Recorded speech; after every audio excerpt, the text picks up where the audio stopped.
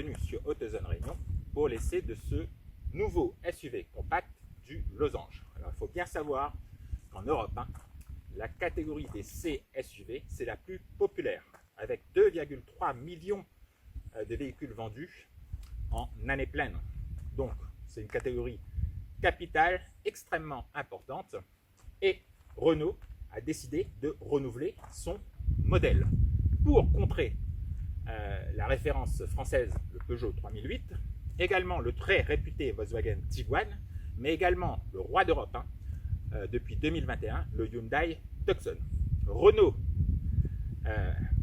présente donc son nouveau modèle qui change de patronyme en passant de Kadjar à Austral. Au niveau du style, c'est beaucoup plus affirmé. De toute façon, Renault repart d'une feuille blanche au niveau de la base technique, également au niveau des technologies, et puis a décidé de donner un côté plus musculeux à son modèle, avec notamment ce capot très creusé, nervuré. On a également une calandre qui est bien plus large avec le nouveau gros logo du Losange. En partie basse, on retrouve cet élément aérodynamique gris anthracite pour notre finition esprit alpine. On a également les codes stylistiques classiques de Renault pour ne pas prendre énormément de risques, avec les feux en forme de crochet. Par contre, la signature lumineuse, elle est spécifique à cet Austral. De profil, si on le compare au Kadjar, il y a déjà beaucoup moins de rondeur. Malgré ses ailes galbées, le véhicule a un côté, je dirais, plus viril, avec notamment cette ceinture de caisse quelque peu relevée. Et puis ce dessin beaucoup plus rectiligne au niveau du vitrage. On a également les passages de roues qui sont noirs laqués, tout comme les bas de caisse. On remarque le logo Esprit Alpine. Automatiquement aujourd'hui, on a les coques de rétroviseur noires, la teinte biton, mais également les jantes en 20 pouces, noir et gris anthracite. Voilà, comme à l'avant, on retrouve les codes stylistiques de Renault, comme sur la Mégane et le Talisman, avec ses feux en forme de crochet. Ces feux s'allongent jusqu'au logo. Ça a tendance à, à visuellement élargir ce popotin. La plaque, elle a migré par rapport au Kadjar du bouclier à ce haillon. Le bouclier, il est noir laqué avec des touches de plastique.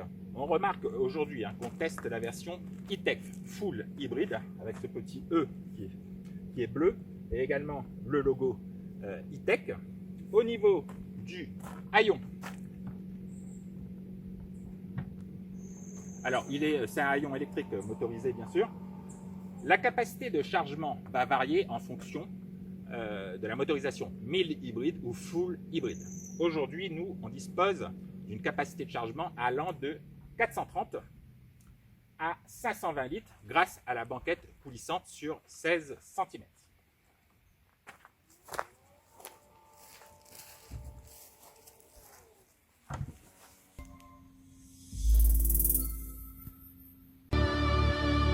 Slips away into an eternal slumber.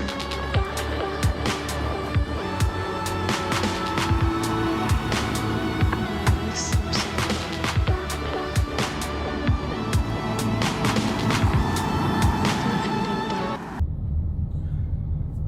Alors bienvenue donc dans ce Renault Austral. Et vous remarquerez la nouvelle présentation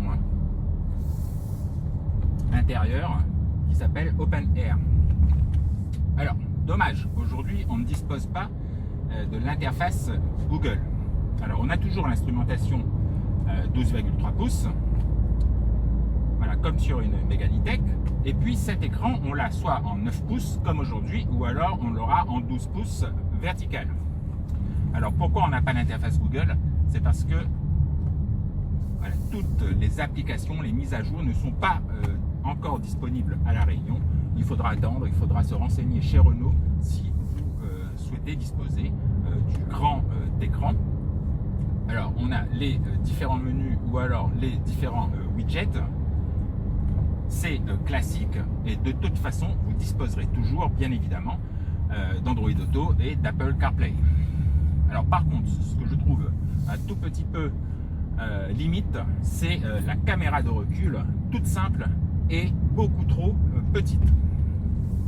Par contre, la qualité d'image est très bonne.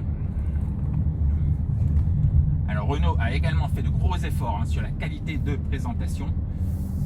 Au niveau des plastiques, aujourd'hui finition voilà, esprit alpine, on a aussi des touches d'Alcantara. Alors sur le tableau de bord, mais également sur les contreportes. Et puis on a un éclairage d'ambiance qui s'adapte à votre style de conduite. Le style de conduite, c'est avec la touche multisens qu'on a au volant. D'ailleurs, on va se mettre en mode normal, confort donc.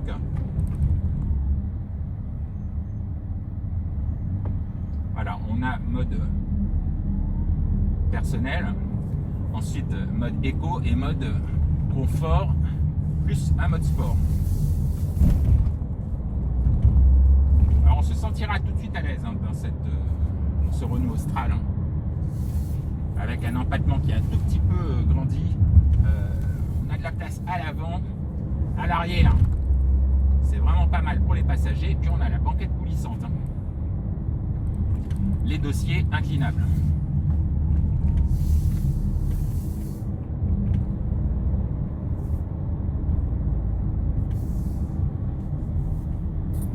Niveau motorisation, c'est, je dirais, une vraie usine à gaz.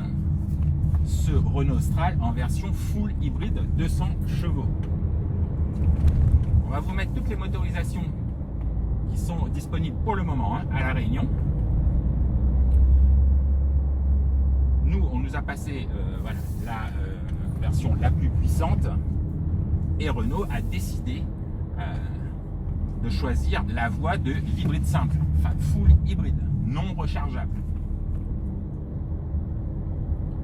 On dispose donc d'un 3 cylindres 1,2 litre turbo compressé, plus 2 moteurs électriques, un qui sert à tracter le véhicule à faible vitesse en ville.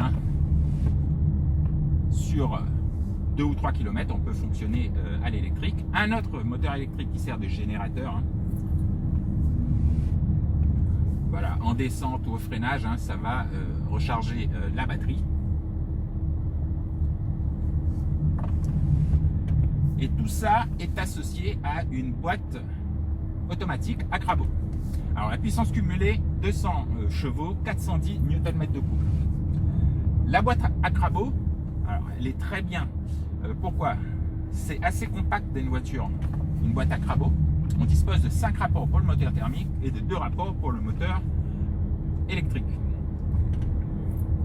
On a 15 combinaisons différentes de fonctionnement. Bon, évidemment, lui, le conducteur, il s'en moque un peu. Il laisse tout l'électronique gérer tout ça.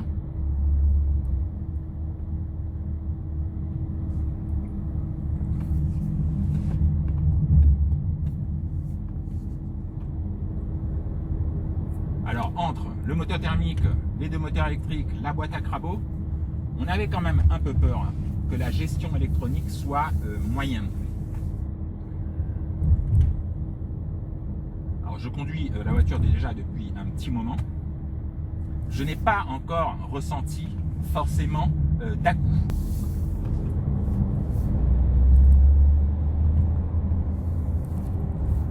Alors, quand vous voulez accélérer, étrangement, le moteur thermique ne prend pas beaucoup de tours. On sent véritablement que c'est le couple de l'électrique qui fait son effet. Voilà, on peut même passer avec le multisens en, voilà, en mode de conduite sport.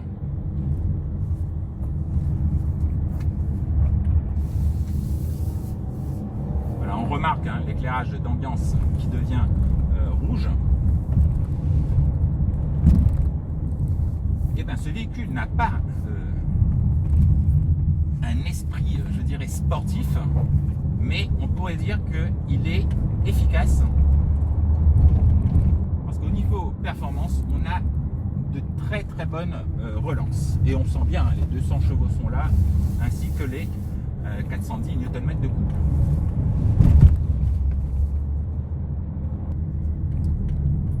Voilà, aujourd'hui on est donc chaussé en 20 pouces. L'amortissement n'est pas particulièrement dur, hein. Néanmoins, on ne pourra pas passer sur quelques petites vibrations avec des pneus à taille basse. Le véhicule sera disponible avec des jantes allant de 17 à 20 pouces. À vous de faire votre choix. Dans notre modèle Tekno Esprit Alpine, nous n'avons pas aujourd'hui les 4 roues directrices.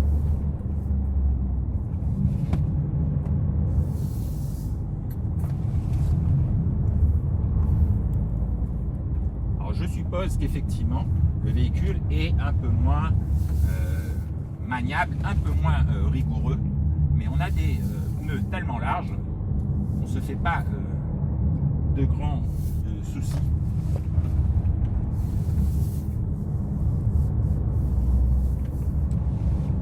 Voilà, il reste juste cette direction totalement électrique qui ne me transmet pas toutes les informations, mais on sent très très bien la caisse, en tout cas au niveau du bassin.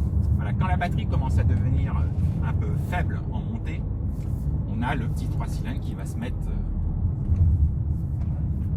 à chanter. Alors on va repasser en mode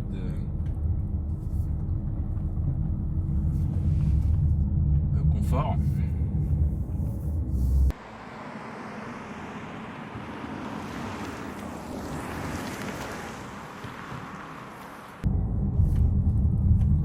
Alors pourquoi Renault a choisi la voie de l'hybride et non pas de l'hybride rechargeable? On dispose d'une petite batterie là, de 1,7 kWh et ça pèse beaucoup moins lourd par rapport à un hybride rechargeable. Il faut compter 200-300 kg de moins. Et ça profite bien sûr un peu aux consommations et également au comportement routier.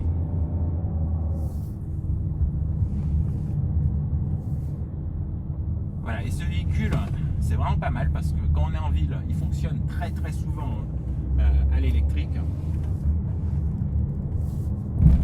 Quand on est en montée, il apporte vraiment ce surplus de couple. Et quand on est en descente, automatiquement, si la batterie est chargée, quand on va redescendre ces rampes, on sera totalement en électrique. Donc c'est là qu'on gagne vraiment en consommation. D'ailleurs, on va vous afficher la consommation à la fin de cette journée d'essai.